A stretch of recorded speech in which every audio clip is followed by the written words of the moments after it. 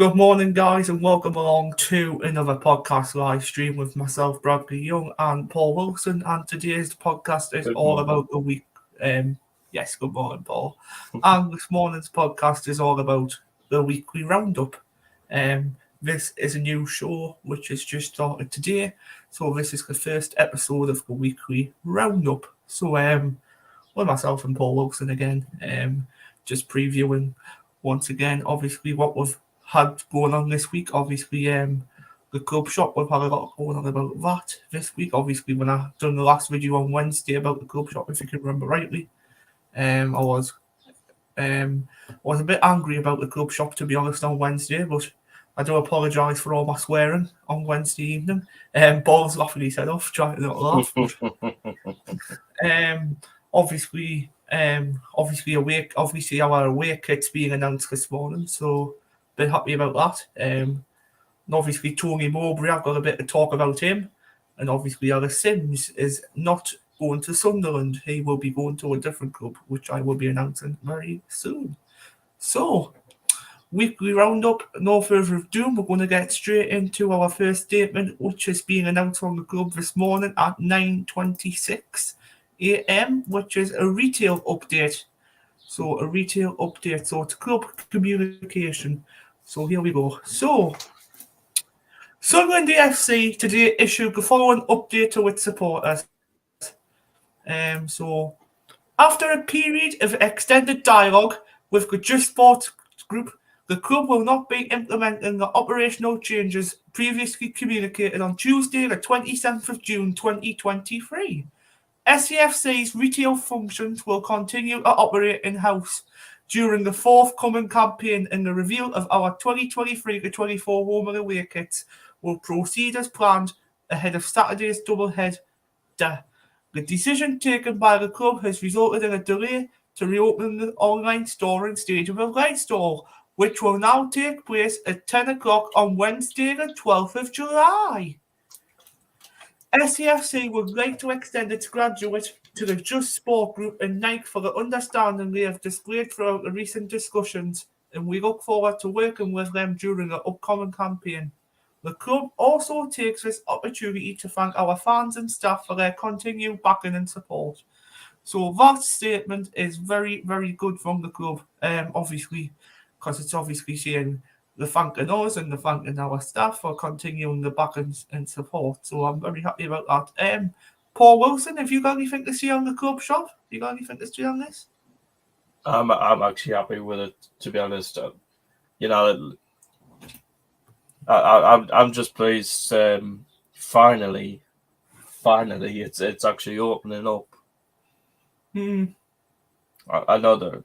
I can see why that they've done that, because apparently the agreement, Just Sports actually was going to take over the club shop, and Nike actually was. They were actually going to take full control, actually, of the club shop and the online store, but the club actually wanted to take it back indoors.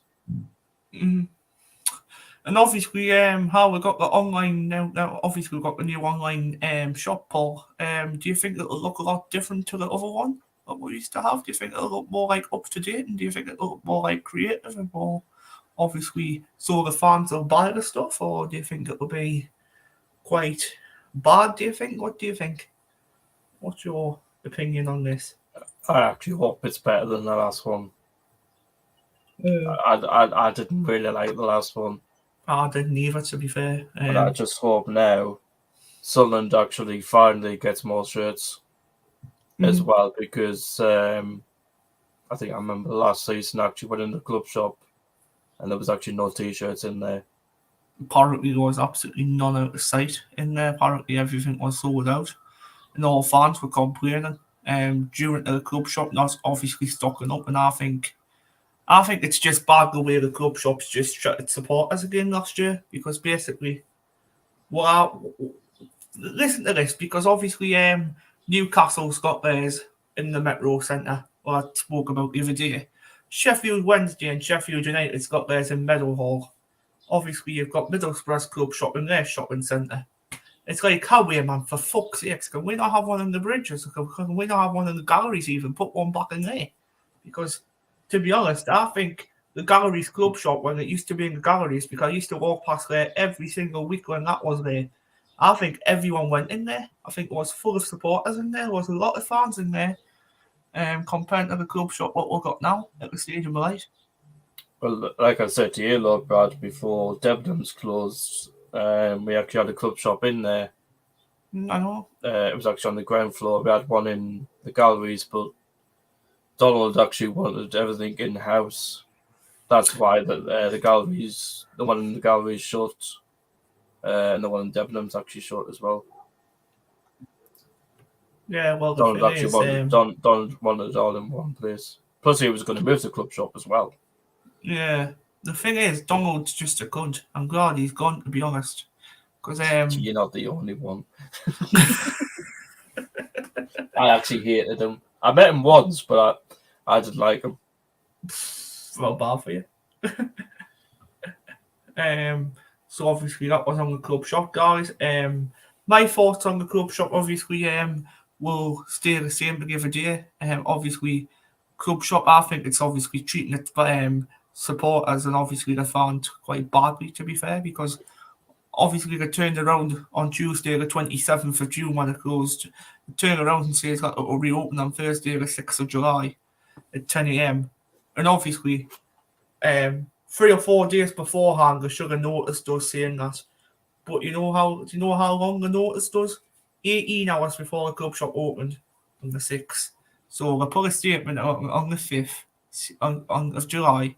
I think it was about 2 o'clock in the afternoon, 2:30. They turned around and went, the club shop will be closed and it will be open on the 12th of July. I'm like, why can't you announce that like 3 or 4 days before the club obviously opens back up again? You know what I feel sorry for, though? What if people haven't got the internet? That's the problem. That's what I've said the other day. This is what I said on the stream the other day as well.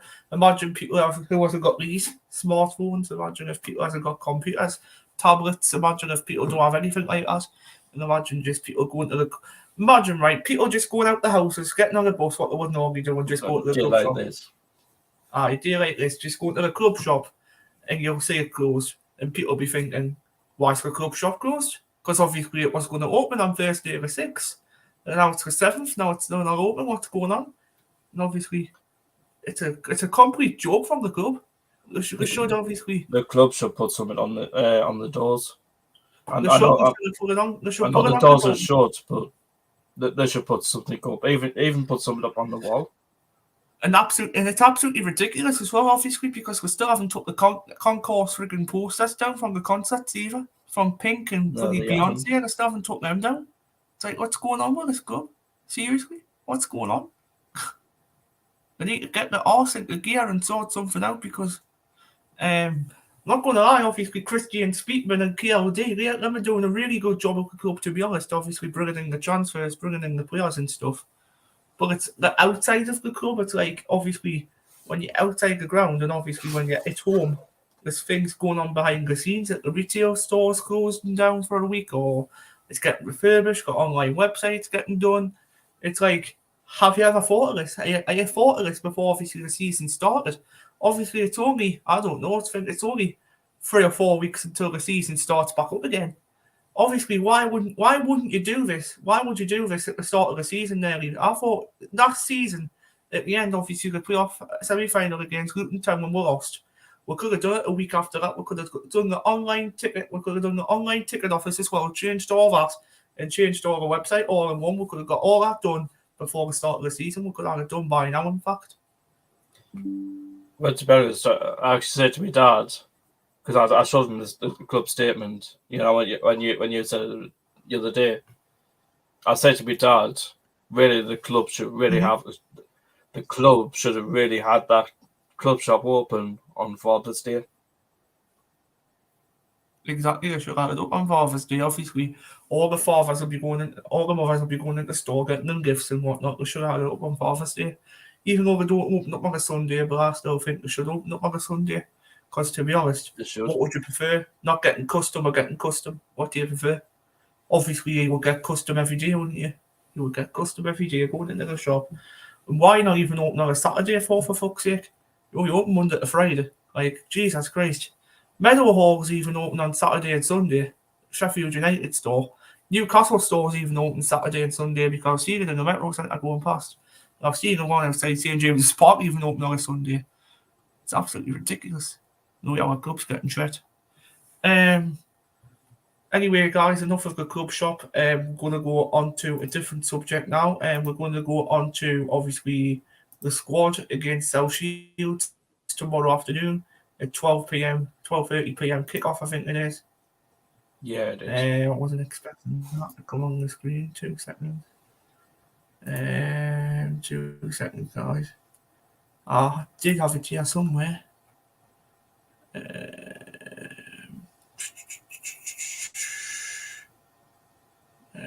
Is it there? No.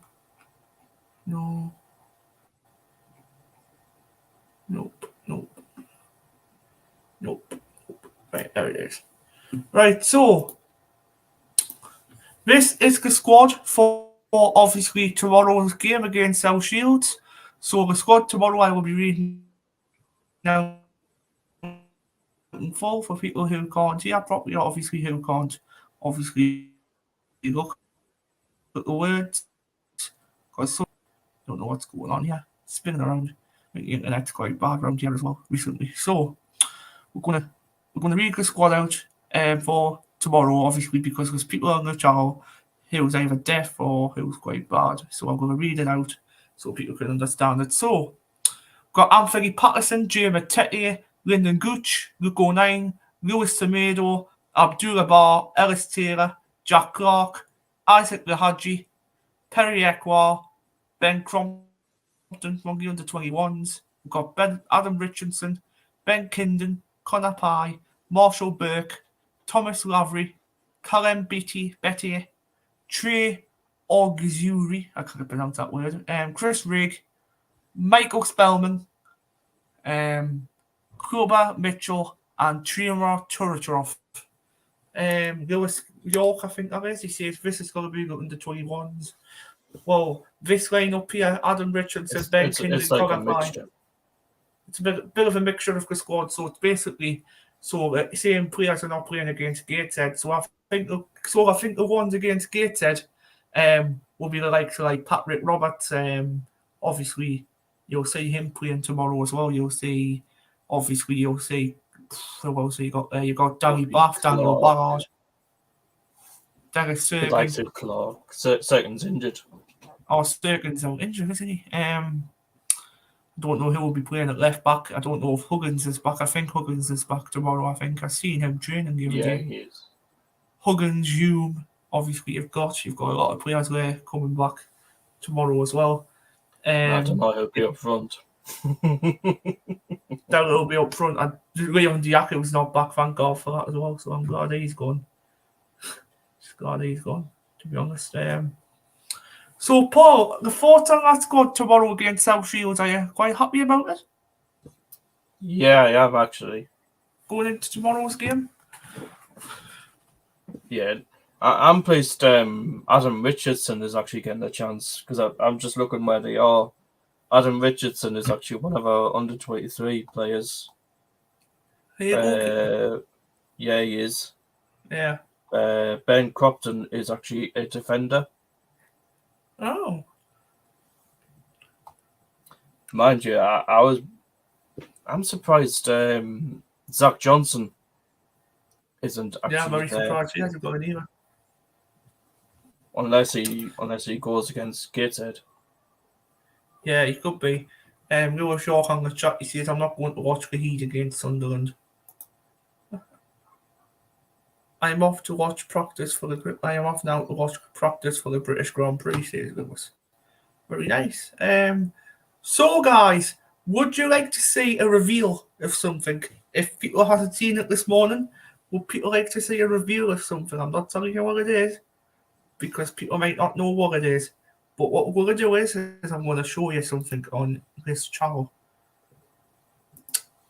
Everyone count down from 5 to 1 in the head. So I'm even going to count down as well. Paul can count down. So 5, 4, 3, 2, 1, 0.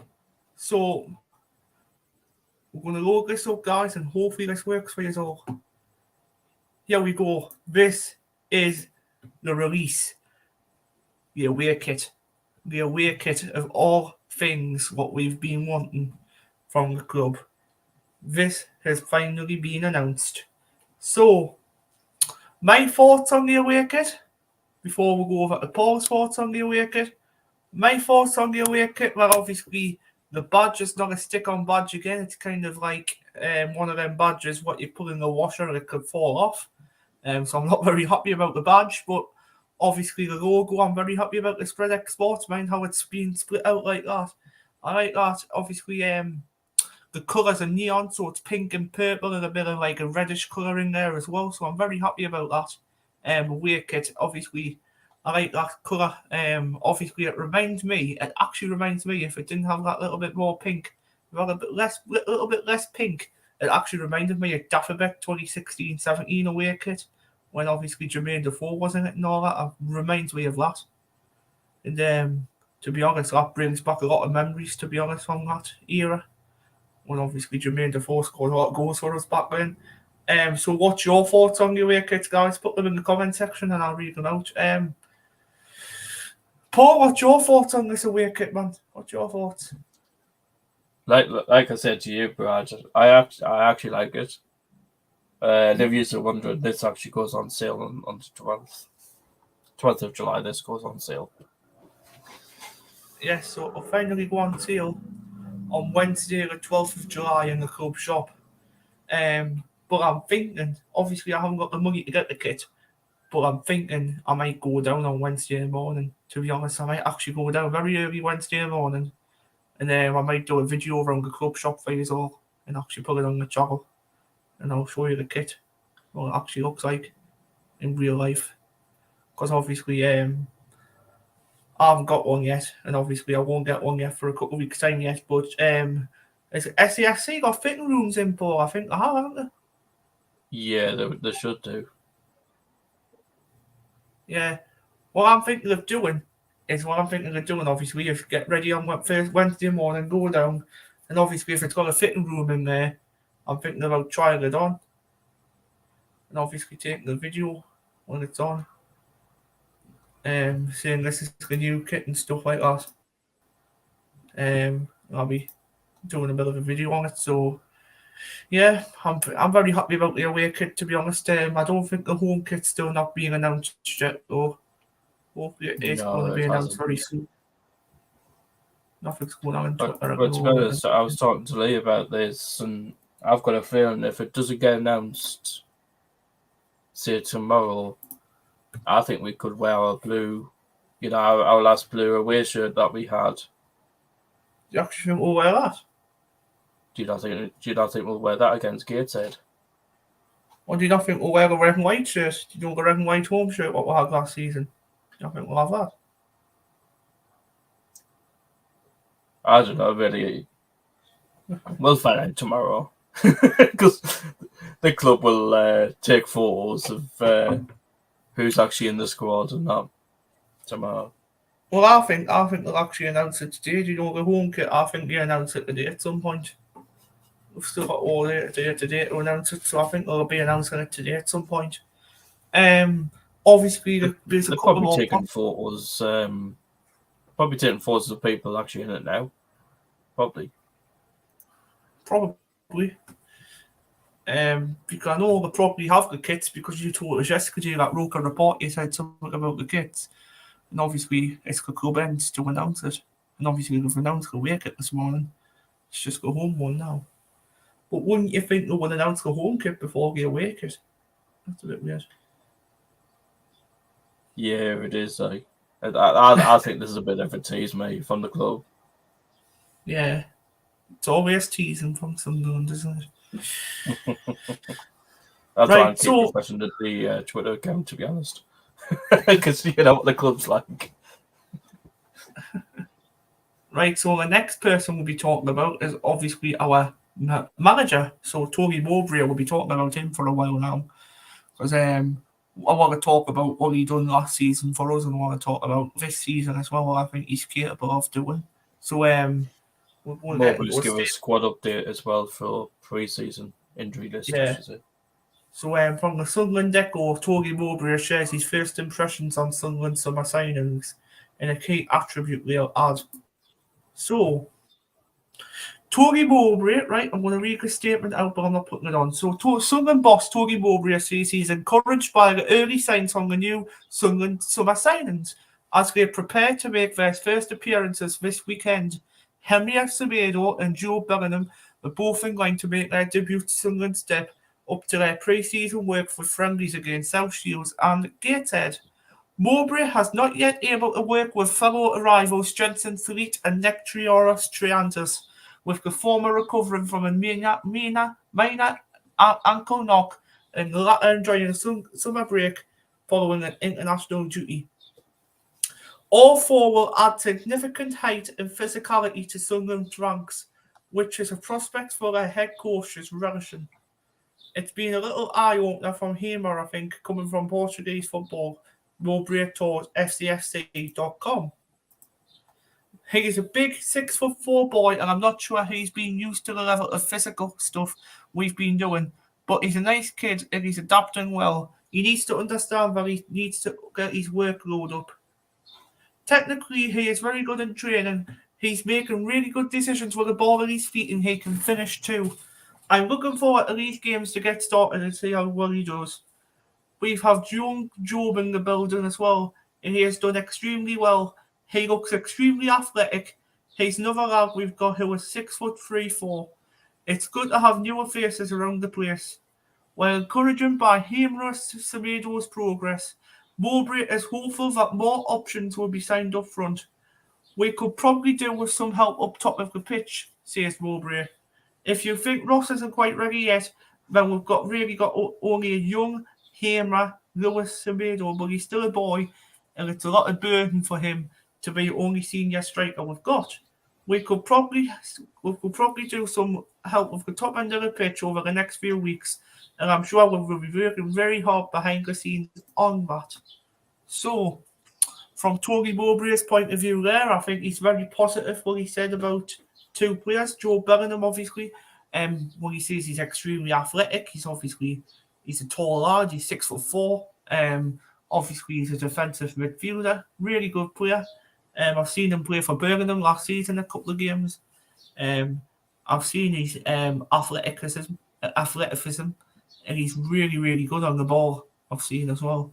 So we've got a good. He played against us. Yeah, he actually played against us. I was actually happy the way he played as well that day as well. So yeah, so was I. So we've got a good talent up there as well. What do you think on Joe Bellingham, Paul? What's your thoughts on Bellingham? Just close that window because he plays here the dog barking. It's not mine, I haven't got a dog. What's your thoughts on Job coming into the building? I'm pleased we've got him, actually. You know, it's... I'm pleased we've got him. It's just... I've got a feeling one of the main reasons we actually went for him is because of the connections of the family with Christian Speakman. Yeah, that could be another reason as well. I think that could be one of them because one of our coaches in I forgot his name, but he actually coached him actually at Birmingham. By the way, Mike Dodds is the one I was on about. Mike Dodds actually coached him. Yeah. By the way, I've just seen from SCFC data on a thing, and I've just seen someone say 2 p.m. announcement. Anybody with an eye emoji. So it's this club teasing us here. Don't. Every time when Michael Bowers and Paul Wilson goes out, there's always something going on behind the scenes of this football. Don't you dare, Sunderland. Don't you dare.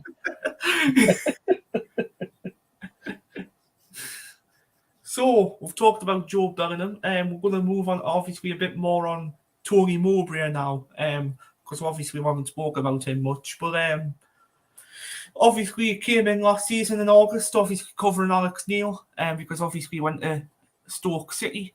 Obviously, he got them in 13th place. Obviously, didn't get them in the playoffs, as I think a lot of Stoke fans were actually expecting from Alex Neil. But this season, I think they've got a slight chance of getting in the playoffs, to be fair, under them this season, because they've signed a couple of players already. They've got, obviously, the from the League Two club called Chester United, but I've seen this player play it. He's called Junior somebody. I can't remember his second name, but I've seen him play in some football matches, and he looks really, really good. And obviously got a very experienced left back brought in from Sheffield United. We've got Ender Stevens, very good player as well. They've got under the belt of Alex Neil. So I wouldn't want to see them in the playoffs next season. Obviously, with a former manager who we've had, but to be honest, I actually think they will get into the playoffs, Paul. I don't know if you actually agree.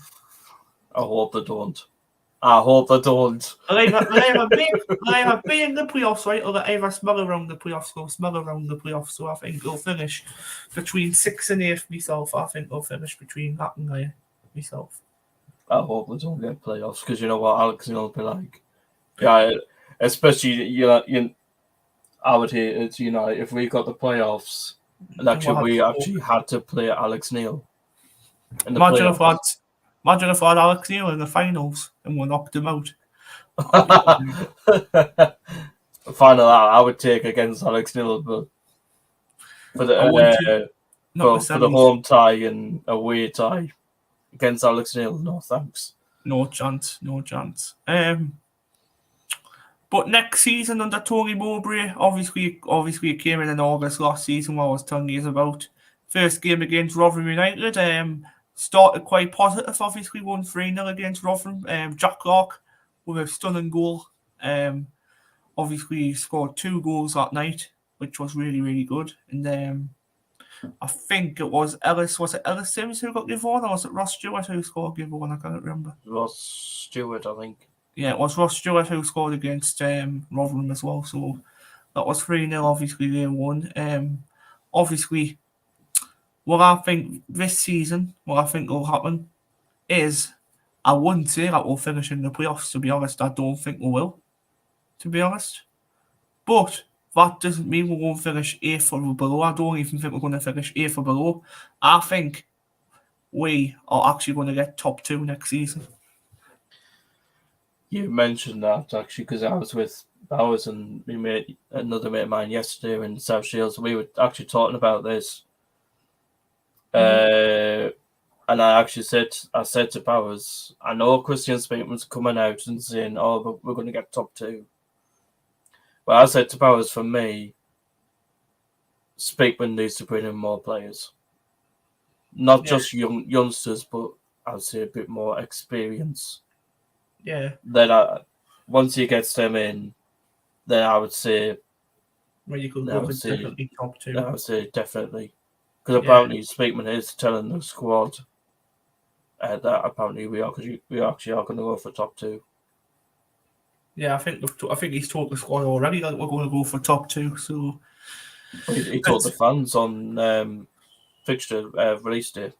Did he? Yeah, he actually told the supporters. Basically, it's just down to the fans, and obviously to chant them and all that. It's basically down to the players as well, what they do on that day. And it's up to the manager as well, who he starts, who he doesn't start. It'll be interesting on the first day, because we'll have no Ross Stewart, we'll have no Corey Evans. That'll be mental, that. So straight away Semedo's going to start. Semedo's going to be straight in there. I know he's going to be straight in. Apparently, Job. Centre backs will be interesting, though, won't it? Yeah, because obviously you got like you know what? Lord Bath. Well, that's if Danny Bath's still here. You know what, right? I'm actually thinking that we are going to go for a back 3 this season. You know why? Because obviously back 3 in League One. Can you remember when we were in League One and we went for a back 3? We got straight away promoted straight up there with Alex Neil with a back 3. I actually think we're going to go for a back 3 this season. I think I actually think Luke O'Nine's going to change position. I actually don't think he's going to be centre back next season. I think he's going to change. And for the reason Striker. why could have a possible goal there. But Semedo. Obviously, because Evans is injured, I'll actually put O'Nine in midfield. I think O'Nine's quite good there, to be honest.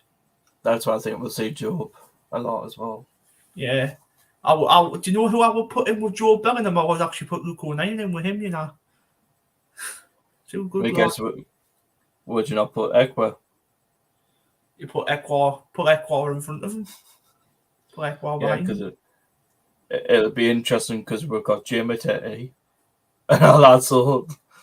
Tony Mowbray doesn't know what to do. Well, obviously, what I would do, I would play a 3-4-1-2. That's what I would play. I would play a 3-4-1-2, like you used to do. Obviously, you put Anthony Patterson in goal. Patterson's definitely a starter over Bass for me. Yeah, Patterson's number one. 100%. Then your defenders, you've got to watch here what I'm going to say, right? You've got, obviously, Ballard. You've got a really, really good height of defence there. You've got Boffley, who's got really, really good height as well. But to make an extra height, what I would do is I would go for Ballard, Bath, and Nick Chirios Triantis. I would put them three at centre back. Yeah, so would I. So any balls that come through, one of them could stop them. One of them will stop it. Let me guess, would you put Jensen on the bench? I will put Jensen Sweet on the bench, yeah. Because obviously he's quite tall as well. He's quite a tall physical lad as well. So obviously put him on the bench just in case one of them, get injured. And obviously he can cover them. And obviously I think Jensen Slett, I think he'll actually make his first appearance if he does get fit by the start of the season. I think he'll start in the FA Cup game against Crewe Alexandra. That's what I think he'll start. To be honest, in that game, I would even play Chris Rigg. Yeah, because obviously you've got a sick. I've spoke about this before on the podcast as well. 6th of August, 5:00 kickoff. Sunderland versus Ipswich Town. That finishes just say 7:15, 7:00. Then obviously the fans got to go. Obviously the players have got to go home that night. Then obviously they've got to train on the Monday. Probably train Tuesday morning, and they've got another game on the Tuesday night. So why do that? Basically, why do that? Why don't we go Sunday? To be honest with you, that Crewe game, I don't think we'll play much of the first team. I think we'll see a lot of first teamers on the bench. I think, to be honest, we'll see a lot. Probably start. I think probably Chris Rigg will probably go run out. Jensen, I think, might start. Alex Bass, he'll probably start. Bass will probably start. Zach Johnson, I think, might get a run out. And the club's actually been impressed with him, actually. What about the likes of because I think Zach Johnson can play as left back, I think.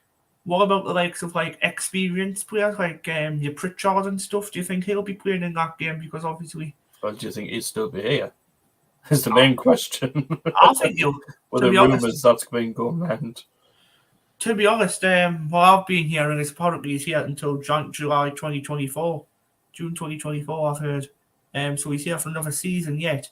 So I'm thinking Alex Neil won't come sniffing for him until next season. I think. But I'm saying, if you think the transfer window will still be open, so we don't know who will be here or who will be gone. Exactly, but if Pritch does stay, I would start Pritch in the FA Cup game because I wouldn't start him in the league, obviously, because I'll put him on the bench. I'm not going to lie, I'll put him on the bench. That's where I'll put him. But obviously, we've got young talent and stuff, so I want obviously seeing more of the younger players start in the league because we've got more young talent and more experience at the moment. So we want that young talent to start, and then obviously have an experienced or two player in there as well. So obviously they can have if Corey Evans comes back before Christmas or after Christmas, we have Corey Evans back. He'll be actually our captain again, so he'll be actually telling me that Crewe game. If Rod, because I was talking to Bowers about this yesterday.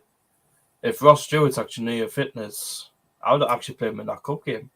So To be honest, give him a little run. Give him a run. To be honest, that's questionable for me. That's very questionable for me because obviously Ross, I don't know about Ross Stewart. He actually could be fit for that game. To be honest, he actually could be fit for that game to play because Tony Mowbray only said for this first game of the season that he'd probably be out.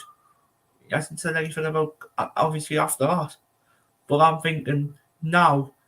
Obviously, I think you want a couple of games rest, and obviously, I think we'll see Ross Stewart the most of them. I think we'll see him in September. First game in September. Because obviously we've got probably after the international break. I think that's what I'm saying. Ross Stewart. International break. 2 seconds. So fixtures. So. 2 seconds. So I'm going to put this on thingy again on the screen. 2 minutes. And this is what we're going to see. I think we're going to see Ross Stewart around this time. So obviously we've got come on, we need to zoom in a bit more. So obviously we've got Sunderland versus Crewe Alexandra on the 8th of August at 7:45.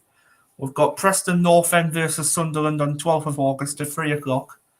On the 19th of August, you've got Rotherham at 3 o'clock. You've got Coventry City away. I don't like Coventry one little bit at 3 o'clock. I actually hope we beat them this time. The first game back at home where I actually see Ross Stewart starting is I think Sunderland versus Southampton. I think Sunderland versus Southampton. I think Ross Stewart will start that game. I think that's when he'll start back. 2nd of September.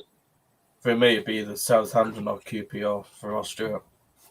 Yeah, one of them two. Or but maybe Blackburn. Obviously, if he is fit before then, happy days. I'll be happy about that. Might as well read the rest of the fixtures as well. QPR versus Sunderland, Saturday the 16th of September at 3 o'clock.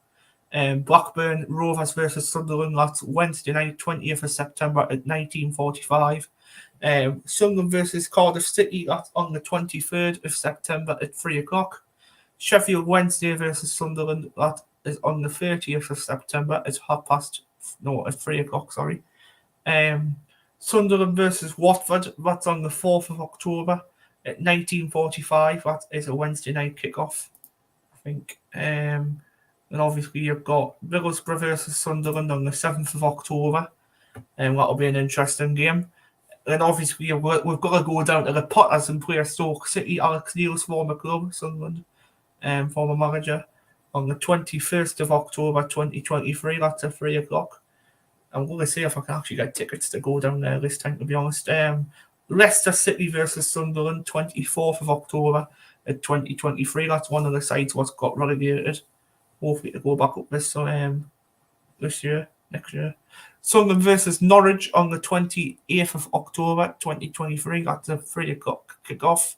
Swansea City on the 4th of November. That's a trip down to Wales on the 4th of November for these guys. Against Sunderland at 3 o'clock. Sunderland versus Birmingham City. Obviously, Joe Bellingham's former side on the 11th of November 2023.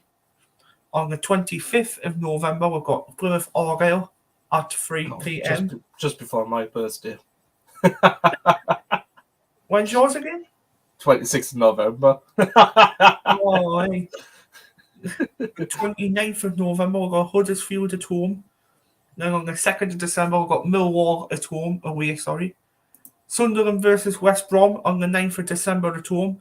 That's when I'll be having my birthday party, though, so that'll be a questionable if I'll be going to that one. But I will be going to this one because this is the day before my birthday. Sunderland versus Leeds United. This one's going to be an interesting one for me. Joffrey's return. What? Joffrey's return. Joffrey's return to the club. Joffrey Gallagher. 12th of December, a day before my birthday. Come on, Sunderland, please win. Come on. Bristol City versus Sunderland on Saturday, the 16th of December at 3 o'clock. And obviously, with Christmas period fixtures, 23rd of December, we've got a tasty game against Coventry at 3 o'clock. Then we've got to go down to the KCOM Stadium and play Hull City on the 26th. That's Boxing Day. Last time when we played Hull City away, that was when Elliot Embleton got sent off with the red card. I remember that very well. Rotherham United versus Sunderland is on the 29th of December 2023. That's down at the New York Stadium. Then on New Year's Day, we're actually at home this time against Preston, which we haven't been at home for a very, very long time on New Year's Day. Good luck to the transport that day. I know, exactly. Probably have to get a taxi down to the ground that day, Paul. You? I'll walk down, I'm not far from the ground. Or it's walking distance for you. You'll still be going on New Year's Day, though, won't you, regardless? You'll still be going. I'll still be there. Because obviously you live close. Obviously the 13th of January 2024, so I think the 6th of January, I think there'll be an FA Cup game sandwiched in between there, obviously, if we get obviously that far. That's against Ipswich Town on the 13th of January 2024, 3 o'clock. Sunderland versus Hull, that's at home, obviously Robert Houston's side, Hull City. If you're watching Hull, Robert. 3 I think he's playing that game, actually. Yeah, he is. Sunderland versus Stoke City on the 27th of January 2024 at the Stadium of Light. Can we break the hoodoo of Alex Neil? Obviously 5-1 loss at the Stadium of Light last time round. 5-1 loss against Stoke City. Like, come on. Oh yeah. Wake yourselves up, Sunderland. Middlesbrough versus Sunderland on the 3rd of February 2024 at 3 o'clock. Then you've got your February fixtures. At home, you've got Sunderland versus Plymouth Argyle on the 10th of February 2024. Team which just got promoted. Jay Matete is obviously former side of loans. Huddersfield versus Sunderland on the 14th of February 2024. Then we travelled down to Birmingham on the 17th of February 2024. Then we're back at home on the 24th of February 2024 against Swansea City. Then we've got Norwich on the 2nd of March away at 3 o'clock. Leicester versus Sunderland, that's at home on the 5th of March 2024 at a 19:45 p.m. kickoff. So both Leicester games against home and away are both nighttime kickoffs. Southampton versus Sunderland on the 9th of March 2024, that's at 3 o'clock. On the 16th of March, Sunderland versus QPR at home. Cardiff City, so another trip down to Wales, guys, for you guys on the 29th of March 2024. Then we're back at home against Tony Mowbray's former side, Blackburn Rovers. Last time we won them, obviously it was a 2-1 win on Boxing Day. Obviously goes from Ross Stewart and Ellis Sims that day. Then on the 6th of April, we're back at home, Sunderland versus Bristol City. Again, we've got a double header there. I think that's a Good Friday fixture, the 6th of April. I think it is anyway. Yeah, I think it is. No, it's not. It's a Saturday, sorry. 9th of April, Leeds United versus Sunderland at 19:45. So both of their fixtures, Leeds home and away, is also obviously an evening game, which will be interesting. And if that gets picked for TV. That'll be both picked for TV, to be honest. I think the 12th of December is going to be picked for TV as well. West Brom versus Sunderland, 13th of April 2024. Then we've travelled to Millwall at home. Millwall travelled to us, from London on the 20th of April 2024. Then we actually travelled down back to London on the 27th of April 2024 against Watford. Then our season commences against Sheffield Wednesday on the 4th of May 2024 at 3 p.m. kickoff. So, obviously, that's actually two fixtures that I'm planning to go to away from home: QPR and Watford. QPR and Watford. If we do get promoted, guys, it'll be actually at home on the last day of the season. Oh, that's going to be a good one at home as well. Oh, it will be. No. Pick that trophy up. Pick that trophy up. All the fans, I don't think all the fans will be running onto the pitch because I don't think some of them do that much. To be honest, it would be interesting actually what the club would do that day if we got promoted actually at the ground. I know. That'll be very interesting. I actually think, though, you know what I think will happen? I think obviously the cup and all that will be coming out and obviously they'll celebrate obviously in front of the fans. That's what I think. like Sheffield United did last season, if you remember rightly. When they got promoted. I'm saying that'd be interesting with the celebrations afterwards, though. If we actually got promoted actually at home. That would be interesting. Because the players would be walking around with a cup. I know. Wow, Newcastle, I've just been looking there before, I've just looked back there. Newcastle is signing Moussa Diaby. Wow. They could afford anybody now. So, Fabrizio Romano. So, we haven't talked about this yet. So, we're going to talk about this now. This is our last point before we do go off. But this is going to be about another 20-25 minutes talk, guys, on this player. Because obviously, he did play for us last season on loan. And obviously, Frank Lampard had to call him back. So I'm going to get into a statement from Fabrizio Romano, who is a very, very, very good journalist. So, come on. So Coventry City is set to sign Ellis Sims on a permanent deal from Everton for £8 million fee, confirmed, while Sporting are at the final stages of Gyökeres deal. Sims will undergo a medical test on Friday as per El Bobble. So, Ellis Sims, last season, he came to Sunderland. Obviously, I think he started the first game against Bristol City, I think it was. He started the first game down there. Obviously, he scored 2 goals on that day as well, his debut as well, which was absolutely fantastic. He actually scored in like the 3rd or 4th minute of the game as well, I think it was. Something around that time. Yeah, I think it was very quick early on. What I think happened was, I think a Bristol City player basically passed the ball and lost it, and there was Ellis Sims, ran and obviously shot and scored. And obviously the second goal was fantastic as well from him, because he angled, curled it, and a shot went in. So Ellis Sims for me, obviously going to Coventry, good luck with the lad. But for me, it's 8 million worth buying. Because for me, a lot of Sunderland fans have been saying to me, he's not worth 8 million. He's not worth 8 million. But on the other hand, what did he do for us last season? What has he done for us last season? He scored goal after goal for us.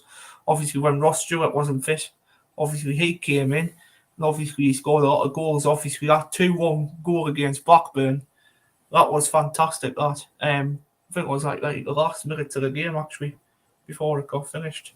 He actually scored. So, is Ellis Sims actually worth it? For me, I think he's worth every penny of £8 million, to be honest. A lot of fans will actually disagree with me on that, but I'm thinking £8 million is actually a lot of money for Ellis Sims at the same time, but I think he's worth £8 million. But obviously, if Coventry were to offer him maybe 10 to 15 million, maybe 15 million is a lot out of the hat for Ellis Sims. I don't think he's worth 15 million, probably not, but 8 million is probably a standard kind of deal for both parties, to be honest, Everton and Coventry. But from a Sunderland point of view, Paul, last season when obviously he did come to Sunderland, obviously he scored some great goals, Ellis Sims. Obviously the one against Blackburn Rovers was actually quite decent, what I was telling you about. Did you actually like Ellis Sims' style of play? Did you actually like Ellis Sims' style of play? I actually liked him. It's a shame that that we can't actually get him back, but it'd be interesting actually where we go from here.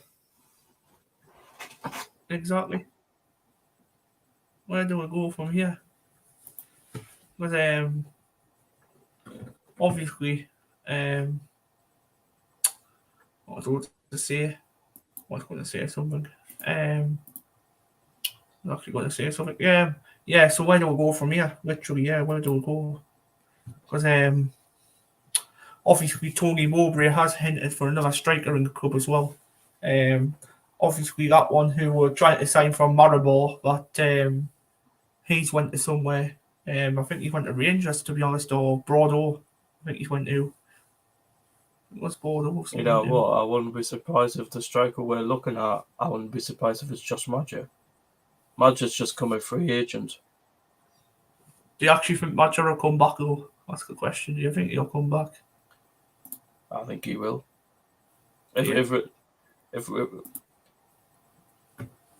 Well, I've got a feeling he'll come back. Yeah, if the club wants him, I think he'll come straight back. The thing is, though, the way I would take him back. Yeah, but Birmingham City are kind of interested in signing him as well at the same time. But Yeah, my but thoughts on what I'm thinking of is, Madger will be looking at, the way Speakman's done it, with the youngsters. Madger will be like, oh, I played for that club. Madger was in our academy.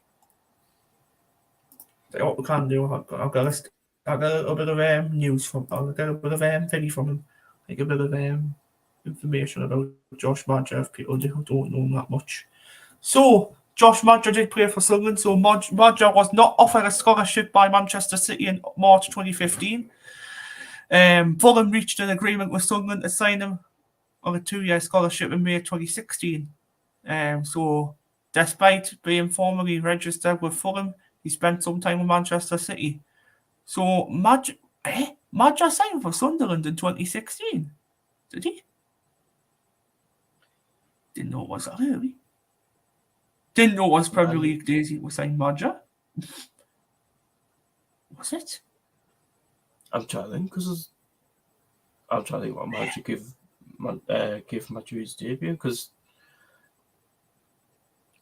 Can't remember Madger being there in 2015-16 season, like. Remember him being there, I'll probably have to look back on Sunderland Till I Die, I think, because I know he's featured actually on there. Yeah.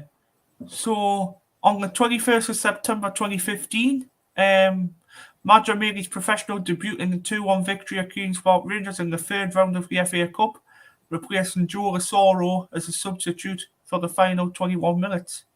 He did not play again that season, but did appear on the bench their Premier League campaign, which ended in relegation. So, did he play for QPR as well then, Josh Madger? Because that's what it says.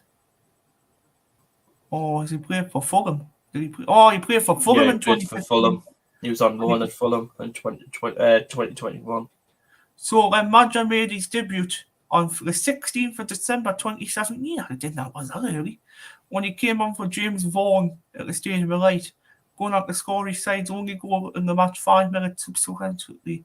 The game resulted in Sunderland's first home win in 2017 against Fulham, his former team during his youth career at Manchester City.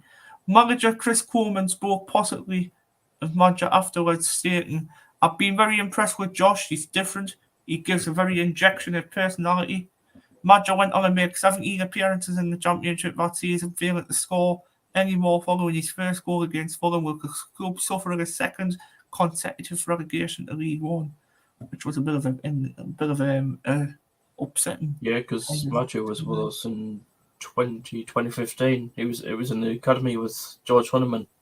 I didn't know it was that early. I didn't even know what early he signed. Relegation proved well personally for Madger because he broke into the side starting lineup. He went on to score all of Sunderland's first 4 games in August, earning him a nomination for Player of the Month. With his contract due to expire at the end of the season, he was offered a contract extension, though he refused. Ahmed reported interest from multiple clubs. His transfer Sarja was transferred as part of the Netflix documentary Sunderland Till I Die. Madger went onto the club during the January transfer window. At the time, Madger had scored 16 goals in 30 league appearances. That was when Jack Ross was with us. That's when Madger left us. Yeah, that's when Jack Ross was with us. For me, do I actually see Josh Madger? I remember back then, Jack Ross actually didn't want George Honeyman to leave Sunderland. No, he didn't. But for me, George Honeyman was Jack Ross's captain. Yeah, do I really think that Josh Madgett's going to come back to Sunderland? No, I don't. I don't think he will. I think he'll go to a club like Birmingham City. But obviously, never interested in him. But I think we'll try and get this player. I spoke to Paul about it this morning. I spoke to him last night. I think we'll get Manchester City's 21-year-old Cole Palmer. That's who I think we'll sign in this summer window. I'll get a bit of information up about him. So Cole Palmer. I think we'll get him. Yeah, obviously he's been linked with us a few times, to be honest, Cole Palmer, if you remember rightly, Paul. He's born on the 6th of May 2002. He plays for Manchester City, wears the number 80. He hasn't played a game for nearly 3 years. 2020 was his last time at Manchester City. He played for 18 appearances and 0 goals. So the last time Palmer played in a game was in the FA Cup debut in 2022 on the 7th of January. He hasn't played since then. So he'll probably play for the Manchester City under 23s or under 21s. I think he's dropped down levels. But although, obviously, he's only 21-year-old himself, I do see him moving out of the Championship. I do see him moving out to a Championship club this summer. But I don't know which one he'll move to. I think there'll be a lot of Championship clubs coming in for him as well, to be honest, Cole Palmer. I think he'll be another one who'll be going to a Championship club. Obviously, Jamie Tetier spoke to Sunderland's media yesterday. If you didn't see that, I might get it on for you guys now, to be honest. So Jamie Tetier. 2 seconds. Tetier. Sunderland.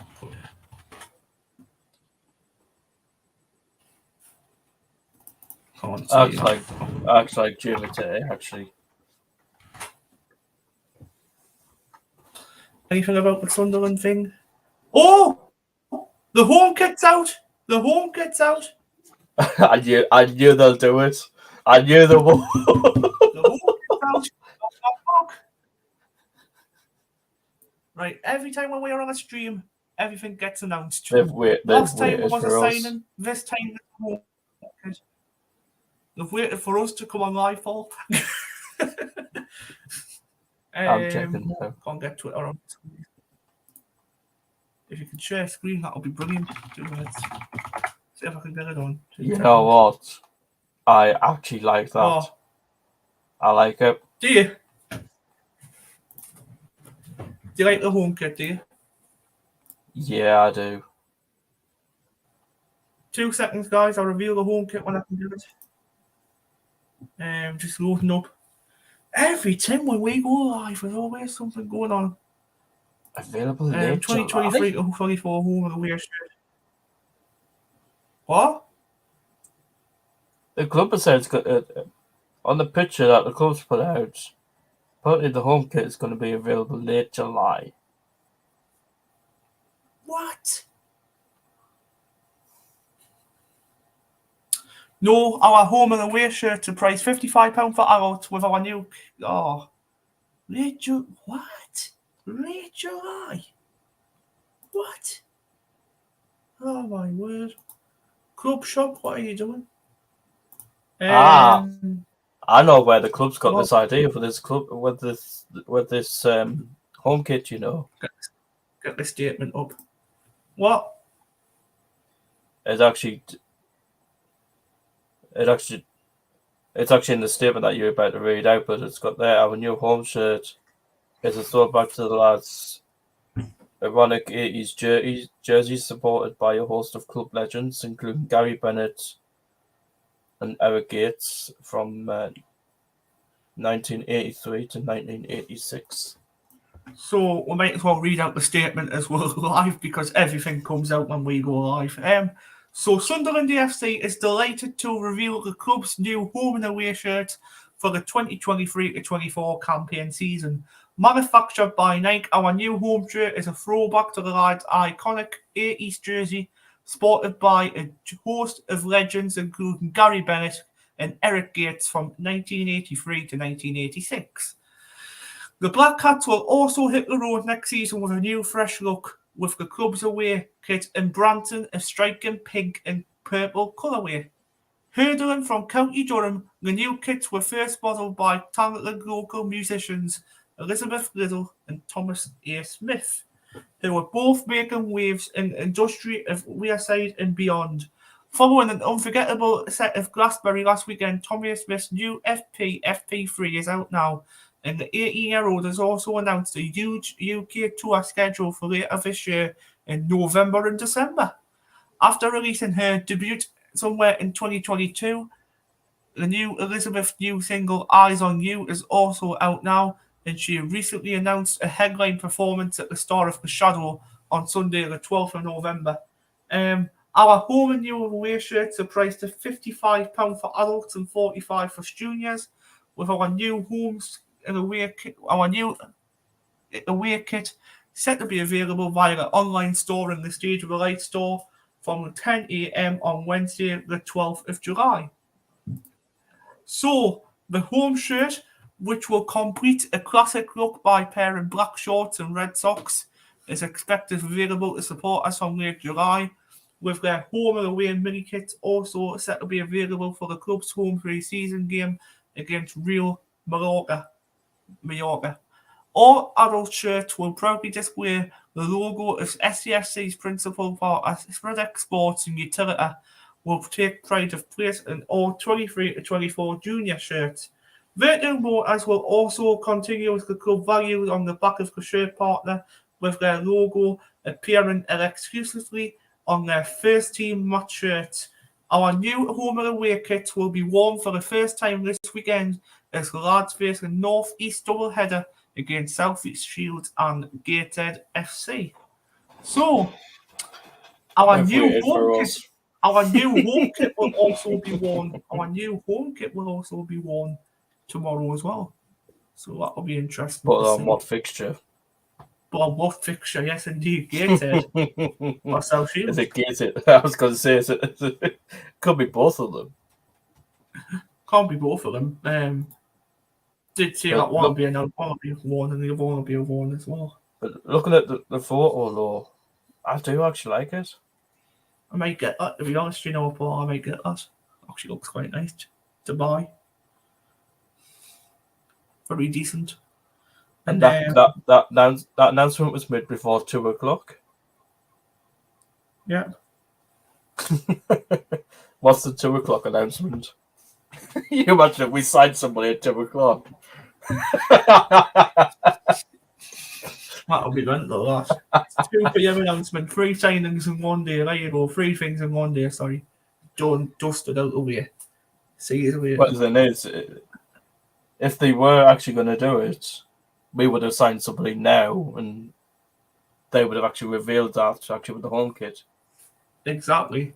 But wouldn't you actually think there's someone in the stadium right now? Wouldn't you not think there's someone at the academy or at the stadium? I would run down there now if I knew. What are you going to do at Wake Philly?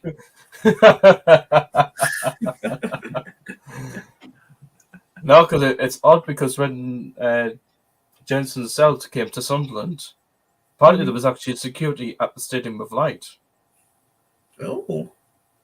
So some people knew that there was somebody actually in the ground. No, isn't that interesting? No, if you go down...